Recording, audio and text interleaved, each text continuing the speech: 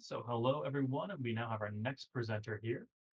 This is going to be with Dr. Roselyn Campbell. Her presentation is titled Usually Too Much Titty, Player Perceptions of Gender in Assassin's Creed.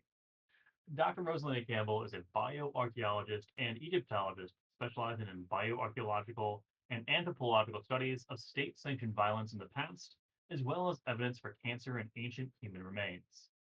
She earned her PhD in archaeology from the Kotzen Institute of Archaeology at UCLA and is currently a postdoctoral researcher at Purdue University. She has conducted archaeological fieldwork in Egypt, Jordan, Peru, Armenia, Ethiopia, and Spain, as well as throughout the Western United States. Dr. Campbell's most recent research project explores how players learn about gender in the ancient world through the Assassin's Creed video games. Dr. Rosalyn Campbell, welcome to the stage. All right. Thank you so much. I appreciate all of your efforts. Please do let me know if you can't hear me. I've been having trouble with my AirPods lately, and I'm sure that this is the time that they will decide not to work. So please shout if the sound isn't good. So I do want to thank you all for attending today, and especially I want to thank the Hit Points and History team, not only for inviting me, but I know how much work you guys all do behind the scenes and at the event. So thank you for all of your efforts. I really appreciate everything you do to make this conference run smoothly. Now, as Dan mentioned, today I'm going to be discussing part of a larger project which focuses on how gender is presented and perceived in the Assassin's Creed video games, especially with regards to women. So, 2 years ago, I presented the preliminary findings of this project and considered some of the broad themes in the responses to my online survey. This year, after additional research and responses to my survey, I want to dive a little bit deeper into what I've learned about public perceptions of the ancient world. There is going to be a little bit of overlap in some areas, but I'm going to assume that many of you did not see my previous presentation, and I'll also be touching on some different themes and findings from that project. Now, as you heard in my bio, I'm coming at this topic as an archaeologist, specializing in the study of human remains from Egypt and the Middle East. Much of my work considers how we as human beings create and absorb constructed narratives of events.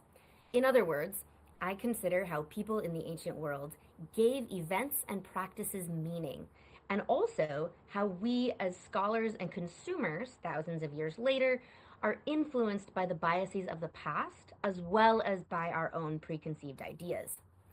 So, in some ways, this project is a natural, if quite tangential, outgrowth of my other work, as I consider how we in the present construct our own versions of the past. This applies not only to scholarly studies of the ancient world, but also to popular representations of the ancient world in books, movies, and games, like I'm going to talk about today. Broadly speaking, women in video games are often hypersexualized, frequently appearing with highly exaggerated proportions and improbably small clothing and armor. Games about archaeology and the ancient world tend to be no exception. I need only mention Lara Croft as a specific example of this exaggeration for a so-called archaeologist. However, there has been progress in recent years, both broadly in gaming and in games related to the ancient world and archaeology. The Horizon adventure games, for example, feature a female protagonist who's been widely praised, and Heaven's Vault, which is a game about a scholar and archaeologist studying a lost civilization in another galaxy, features a practically clothed, headscarf-wearing protagonist based heavily on the real Egyptian archaeologist Monica Hanna. This game has been praised by archaeologists and historians for its relatively realistic approach to the struggles of deciphering a dead language, and collecting artifacts in the game prompts discussions of ethics and colonialism that are generally ignored in other games. In the world of archaeogaming, archaeologists and historians are understandably usually concerned with games that are very loosely set in real time periods and places, or at least real mythologies. Games like Civilization and Rome Total War do feature real civilizations and historical leaders, and they do include a certain amount of information about similarities and differences between these real cultures of the ancient world. Broadly speaking, though, these games are more concerned with social and cultural development and conflicts than with accuracy. Other games, like Assassin's Creed, explicitly position themselves as being deeply grounded in historical research and authenticity, if not always accuracy. The Assassin's Creed franchise is enormously popular. Created by Montreal-based company Ubisoft, there are 14 games that fall in the main storyline, and as of last year, nearly 100 million different people had played these games. The games are all set against the backdrop of a centuries-old conflict between the assassins, who are the heroes of our stories, and the Templars, their nemesis. The games feature both modern and ancient components. In the modern era, a company named Abstergo has found a way to allow individuals to relive the memories of their ancestors through their DNA by hooking them up to a machine called the Animus. The gamer then controls either the modern day protagonist or the ancestor in the past, depending on the part of the story. Now, I do want to note here that I am massively oversimplifying thousands and thousands of hours of gameplay and plot for the sake of time. There's quite a lot of talk about mystical artifacts and ancient otherworldly civilizations that are not necessarily relevant to our discussion today. Through these games, players are able to navigate a wide variety of locations and time periods, including Viking England, Renaissance Italy, the American Revolutionary War, the Golden Age of piracy in the Caribbean, and most recently feudal Japan, among many other times and places. Historians and anthropologists were hired as consultants, and game designers spent an extraordinary amount of time researching these time periods in order to create, in their words, an authentic reproduction of these historical locations and time periods rather than a strictly accurate one. The environments are populated with realistic buildings, many of which are closely modeled on archaeological remains as well as historical records. Side quests will often feature real historical individuals. So in Assassin's Creed Syndicate, for example, players explore London during the late 1860s, and you meet characters like Charles Darwin, Alexander Graham Bell, Karl Marx, and Charles Dickens, among others. Now, a lot of scholars have talked at length about the accuracy or lack thereof in these games. While I will address some aspects of accuracy in this paper, my goal here is actually to shift the focus slightly. Instead, I do want to consider the accuracy of how women and gender roles are portrayed, but I also want to take a look at how these portrayals play into preconceived biases, misconceptions, and overall understandings of the ancient world. To do this, I considered three main questions. First, in a game that depicts real time periods and people, how are women and gender norms portrayed? Second, how is gender in these games understood and perceived by players? And third, how, if at all, do depictions of gender in these games interact with or affect players' perceptions of gender in the past? To answer these questions, I used several different methods. First, I played the games, recording screenshots and documenting interactions with women throughout the game, focusing especially on traits like clothing, social roles, and occupation, and general prevalence of men versus women. Now, I want to note here, as an aside, that I'm not actually focusing on the Discovery Tour mode in this presentation. Introduced with Origins and appearing in most of the subsequent games, Discovery Tours allow players to follow explicitly educational paths in select areas of the game, without engaging in missions or combat, and you can actually purchase these Discovery modes as standalones for something like $20. Players can choose to learn about various topics, and then watch scenes set within the game world and read short notes and descriptions about life in that specific culture. They also have depictions of real artifacts in museums and things like that. Now, I've excluded the Discovery Tour from this study for a few reasons, which I'm very happy to discuss in the Q&A, but the primary reason is that the Discovery Tours are explicitly educational, which means players that engage with the Discovery Tours are actively interested in learning more about the cultures depicted in the game. With this project, I'm specifically trying to understand how players inadvertently or passively absorb information about the past, in this case specifically about gender, while just playing the game. After playing the games, I turned to various social media and chat forums to see what players were actually talking about. Using the search terms showed here, among others, I explored chat sites like Reddit and Discord to see what discussions of gender and accuracy might look like in these games. Do not do this for your own mental health. Gamers are a bit notorious for being overtly sexist, in part due to the anonymity of the internet, and adding explicit questions about gender and sexuality makes the internet a very dark and terrible place. Oops, sorry.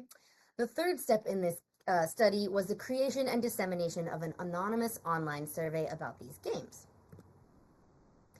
Nearly 400 individuals responded to this survey.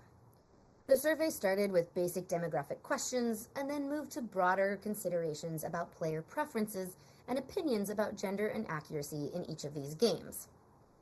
Now, I do want to note here that I primarily stuck to a gender binary simply because it's pretty uncommon for games to feature non-binary or trans protagonists overall, but especially in games set in the past. Of course, we know that many cultures of the past did not ascribe to binary views of gender and sexuality, but in this study, I'm focusing on how the ancient world is portrayed, not how it actually was. So let's start with step 1 of my project. Play the games and note how gender is depicted. For the sake of my lecture today, I'm going to focus on 4 of the games in the main storyline: the original Assassin's Creed, Origins, Odyssey, and Mirage. I've picked these games primarily because they're focused in the ancient Middle East and Mediterranean, which is the area where I work and I have the most expertise. I am going to review these in the order that they were released, because not the chronological order of the time periods depicted, because I want to get a better view of how depictions of gender have or have not changed over the growth of the franchise. So let's start with the very first game. The very first Assassin's Creed game, titled simply Assassin's Creed, was released in 2007. The modern-day protagonist enters the Animus to relive the memories of his ancestor in Jerusalem, Damascus, and the surrounding area during the Third Crusade.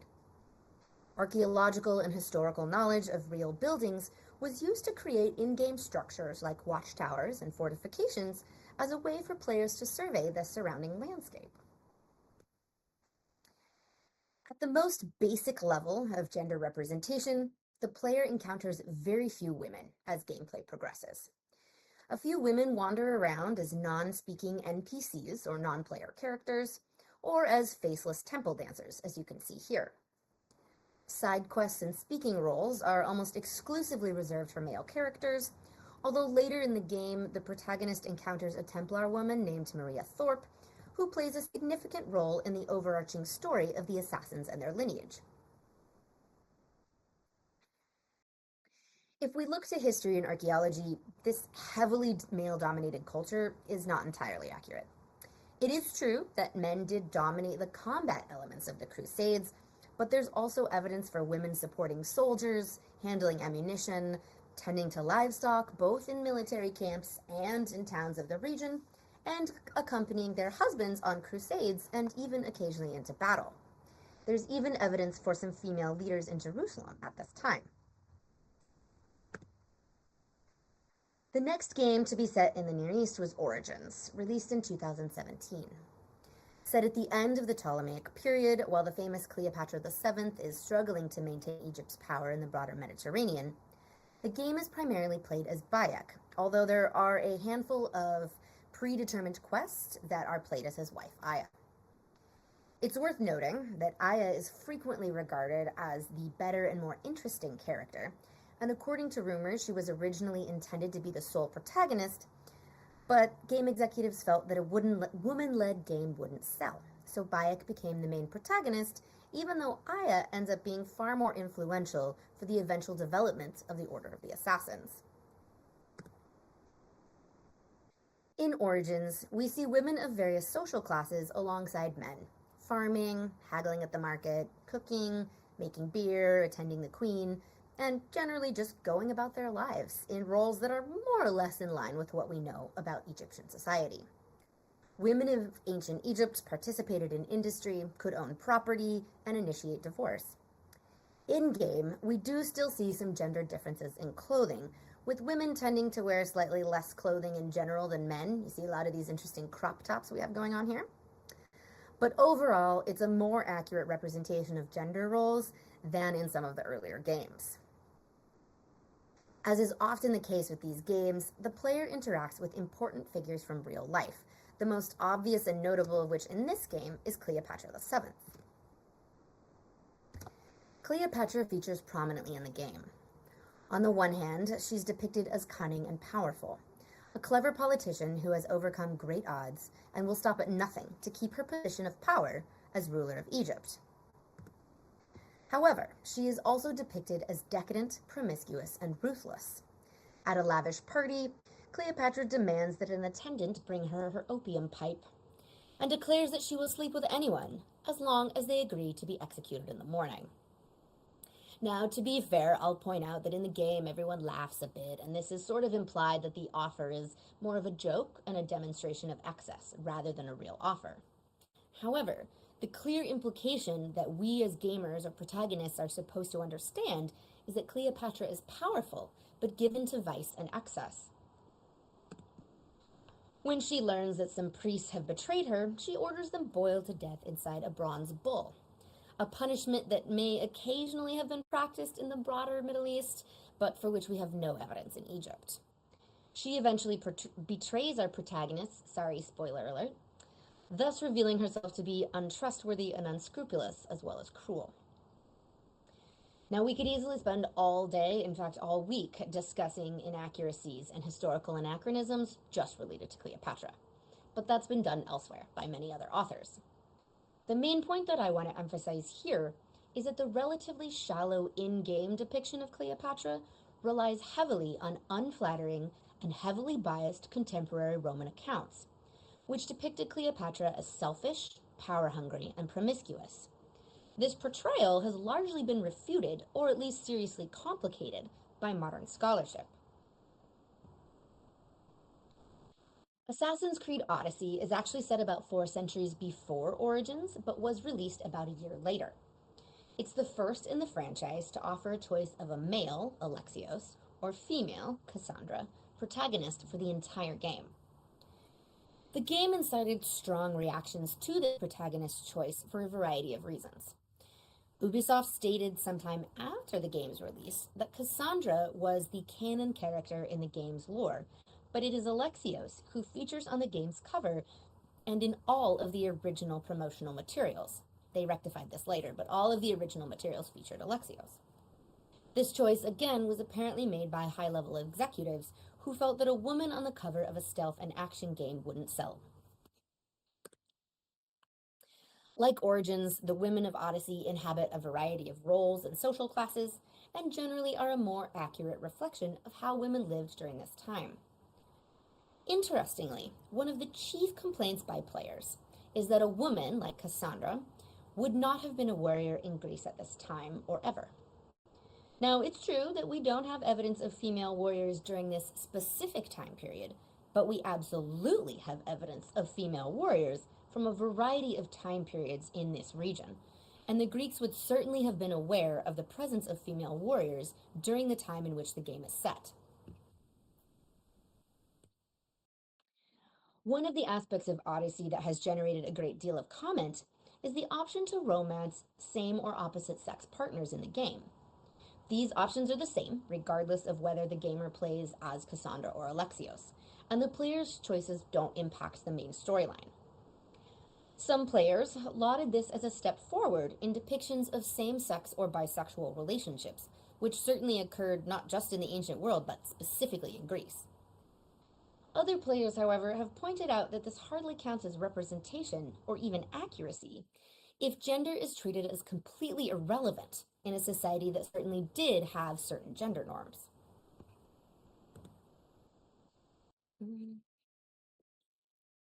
There we go. One of the newest installations in the Assassin's Creed franchise is Mirage, which was just released about 2.5 years ago.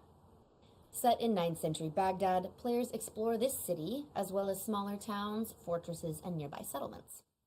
The protagonist, Basim, was introduced as a side character in the Assassin's Creed Valhalla game, set at the same time period in Viking England, and Mirage represents an expansion of Basim's story. Within just a few minutes of gameplay, it's already apparent that female characters are a strong presence and play integral roles in the main storyline. One of the first people you meet is Basim's best friend and confidant, a young woman named Nahal. Players are also soon introduced to Roshan, who is a prominent and highly respected assassin who becomes Basim's mentor. Rebecca, which you can see on the right, is a young woman who has abandoned a protected but shallow life of privilege to become the blacksmith for an enclave of assassins outside Baghdad. Now, while the game might portray somewhat higher levels of female leadership and equality than we have evidence for in reality, women did have a fair amount of social autonomy during this time period.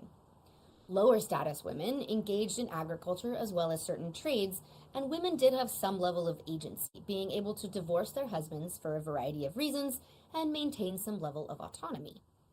Much of this autonomy, however, did vanish as you got higher in the elite classes, a fact that is referenced in Rebecca's backstory. Now, there's no option to play this game as a female protagonist, presumably because unlike other games where a new character was introduced as the protagonist, this game focuses on a character that players have already met and interacted with in a previous game. So the decision to focus on a single male character makes a good amount of sense in this context. So let's talk about the demographics and impressions of players who have played these games. Now, I want to note that in order to preserve the voices of individual players, I'll be showing snippets of real conversations and survey responses in the rest of this presentation. Because I'm using screenshots of real conversations, there are various typos, as well as a few colloquialisms, and the occasional slight profanity, although I've removed the worst offenders or summarized when necessary.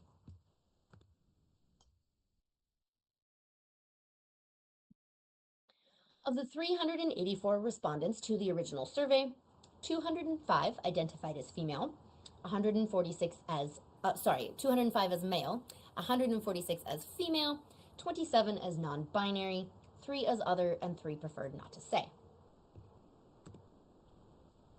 Nearly half of the respondents fell between the ages of 20 and 30, represented here by the red and yellowish goldenrod color slices. And another significant portion were between the ages of 30 and 35, which you can see in that large green slice up there on the left. The rest of the questions in the survey and my research through Reddit and other chat forums focused on player perceptions of accuracy in these games. For the sake of time, I'll use Origins here as an example of a trend that we see for all 4 of the games discussed here. And I'm sorry the formatting got a little bit wonky. I switched it to Google Slides and it looks like we lost a little bit of formatting along the way. My apologies. When players were asked about the overall accuracy of the game's depiction of a particular time period, almost a third of players said they thought the game world was mostly accurate. When asked specifically about depictions of gender in the games, however, it's interesting to note that the confidence of players in the game's accuracy falls somewhat. The light blue color represents players who responded that they had no idea how accurate the game was.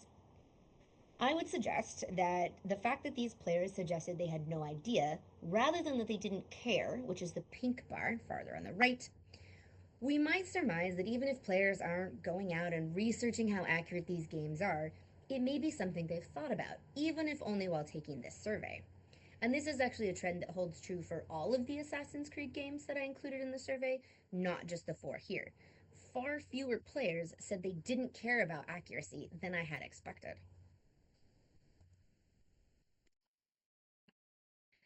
Multiple players felt that other characters in the world should react authentically to the gender of playable characters. In Odyssey, for example, there's a point where the protagonist participates in the Olympics. And if you're playing as Cassandra, there's no comment or reaction in-game to a woman participating in the Olympics, which would certainly not have been the case in real life. As one player noted, a female protagonist would be fine, but by all means recognize the fact that the character is female.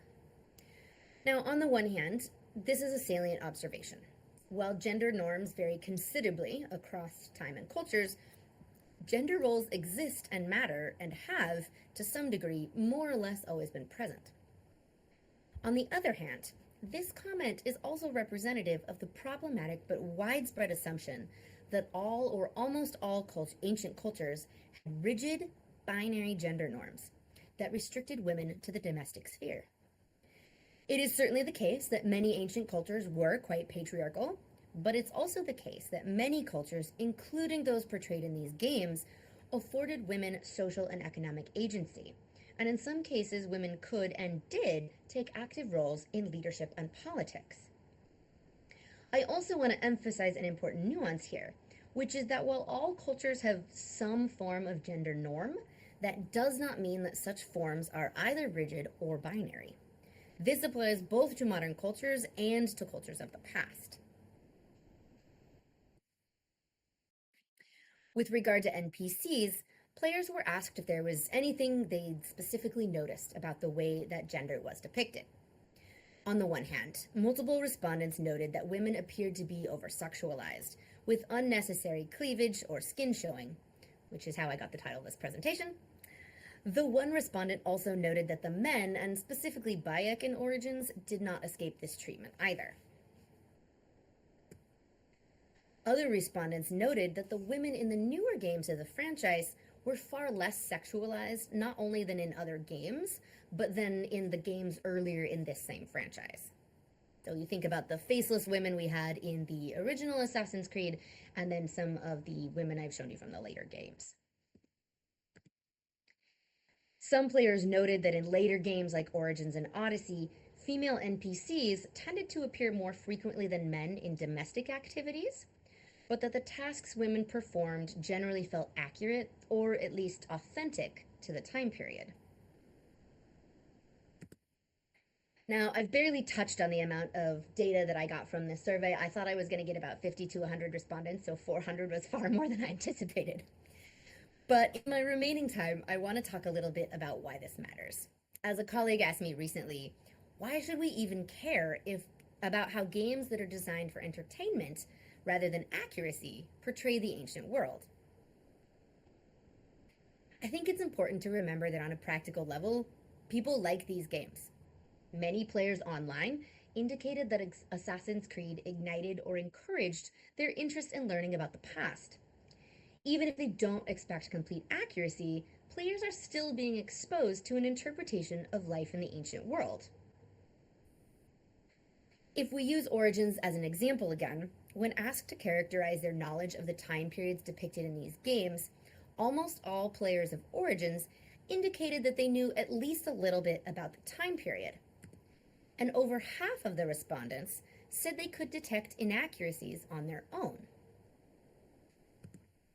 Yet many of those same players also said that they learned from the game or that they became more interested in the time period because they played the game. And this is a trend we see for all of the games. Now, on the one hand, this is great news. Ubisoft did enormous amounts of research to create these games. And in most cases, they are at least a decent reflection of life in these cultures being depicted, with some of the architecture and landscape actually trending towards quite accurate.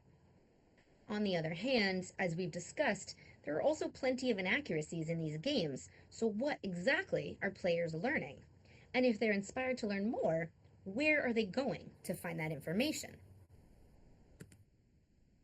I think a larger underlying problem here is how archaeologists and historians present their work to the public and how the public understands those interpretations.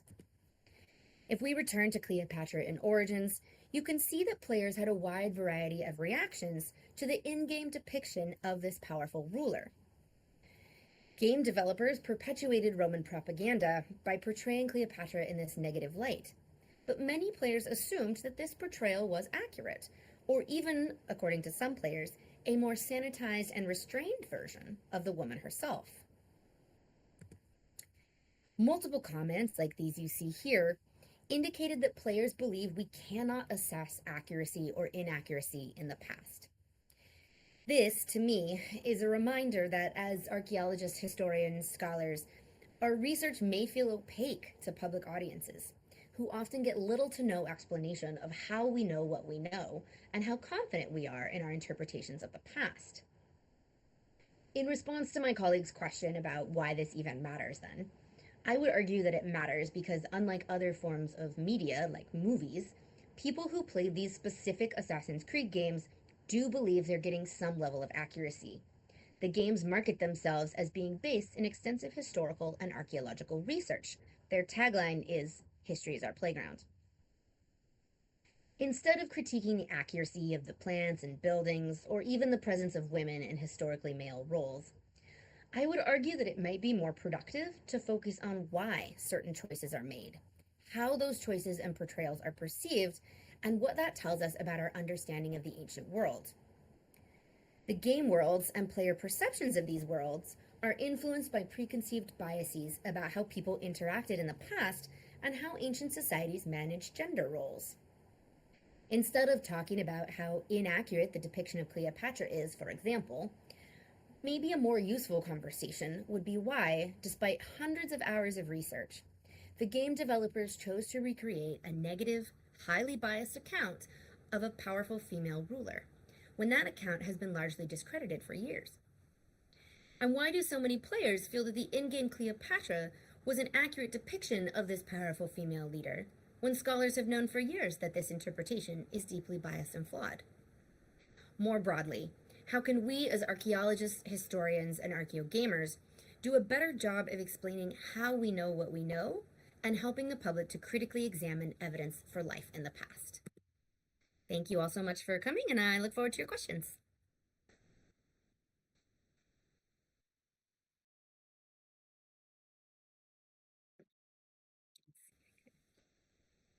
Thank you so much, Rose. That was really interesting. Um, I am always fascinated by the public response to things like this, and something that we as Archeo gamers kind of have to centralize. I do want to just take a moment. Anybody who does have questions for Rose about this, please do come up and make a line. This little white box that my avatar is standing in will project your questions. I am going to start us off. One thing that I am deeply curious about in your research into this is how much influence do you think Ubisoft's reputation as a deeply sexist and to the point of having to answer lawsuits kind of company about their treatment of women has influenced this sort of player perception versus historical gender conglomeration of That's a questions? great Yeah, that's a great question. So in other versions of this talk, I've talked a little bit more about that because, yeah, so for those who may not be familiar, Ubisoft, as Julie mentioned, went through numerous lawsuits. Multiple high executives had to resign for sexual harassment. It was really toxic environment. Specifically at the time, well, I shouldn't say that. It might have been earlier too. It came out specifically at the time that Origins and Odyssey, and especially Origins, were being released. So I think on the one hand, I'm certain that had an influence. I'm certain there's no way I think that a game can be created in an environment like that without being influenced. However, on the other hand, I would argue that, like I showed, when players said, "Hey, do you think this is accurate or inaccurate?" many players said, "Oh yeah, no, it seems accurate," or like, "No, she was." I think one person said, she was way more promiscuous in real life, or something like that. So I think the depiction was definitely influenced by that culture, but I think the problem is still there, which is that this underlying view of Cleopatra is still pretty prevalent. Surprisingly so, given I think how many scholars have written about Cleopatra, and if you look even a little bit, here's the talk of all this woman who was unfaithful. Both Julius Caesar and Mark Antony were married when she got together with them, and as far as we know, she was faithful to each of them when she was with them. So you notice they don't get called promiscuous all the time. So I think that the larger problem remains, which is that underlying sexist view of women who hold great power. But good question. Thank you.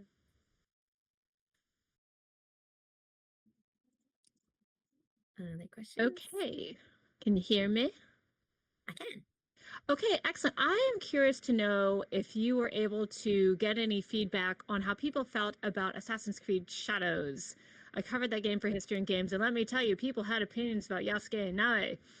and they were pretty vicious about it. I had to kind of go back at them tooth and nail and be like, wait a minute, let's slow down here. But I'm curious to know if you got any feedback on that, if you got an opportunity to play that game, and what your thoughts on it are. Great question. Nice to see you, by the way. Great question. So I actually closed this survey about a year ago because I got no less than a year ago. I got so many responses, and I was like, "Oh, this is so much data." So it didn't include Shadows because Shadows wasn't out yet. So when I first started the survey, Mirage was out. It had just come out. I left it open for a while. I would actually like to do another survey at some point, I think. I did have to go through the whole IRB process, even though I knew I was going to be exempt, and sure enough, I was, but it was kind of a lengthy, convoluted process, anyways. But I would be curious because I haven't yet played Shadows. I've been holding off because I feel like once I start, I won't stop, and then I'll get nothing else done for the next, 3 months. But I really want to play it, and I remember when it was being developed, seeing some chatter online about the male versus female protagonists. And I, even from what I read, thought, oh, they did the same thing they did with Syndicate, whereas the female is the stealth person and the male is the tank, basically, from what I read before it came out. So actually, I'd love to get your thoughts because I haven't got to play it, but I think that probably sparked at least as much talk as like Odyssey, where people had real strong feelings about what women can and cannot do in ancient cultures. Well, yeah, if they're not being sexist, they're being super racist. So Yeah. they definitely Yeah. had very strong opinions on Yasuke, and I had to fight back on that. And it's like, well, let's talk about this and what is this really about? Because it ain't historical accuracy, I can tell you that much. But yeah, Yeah. I do recommend the game. It is fun. So yeah. I really want to play it. And actually, it's interesting. One of the things that I didn't really touch on this at one point at the end of the survey, I actually asked players what their priorities were, if it was historical accuracy or gender representation, gender, race representation, like just representation broadly, or a good story. And most people, interestingly, said they wanted a good story and representation over accuracy, which is not what you see when you go in the chat lines, because the people who are mad about the so-called accuracy are quite vocal, and they're often not correct also about what was accurate in the ancient world as far as race and gender and all those things. But I was surprised by that because when you read the chatter, it's pretty discouraging. Everyone's just, yeah, terrible. Awesome. Thank you. Yeah. Well, I'm sorry to say, but we are running up against time, so I am going to have to call it here. It looks like there are a lot of questions, so I hope you will all get a chance to discuss a very I can put fruitful my email in the topic. chat. Yes, please. I'll put my email in the chat. So we are going to have just a couple minutes break, and then we are going to get into the TTRPG panel. So stick around for that. Thank you, everyone.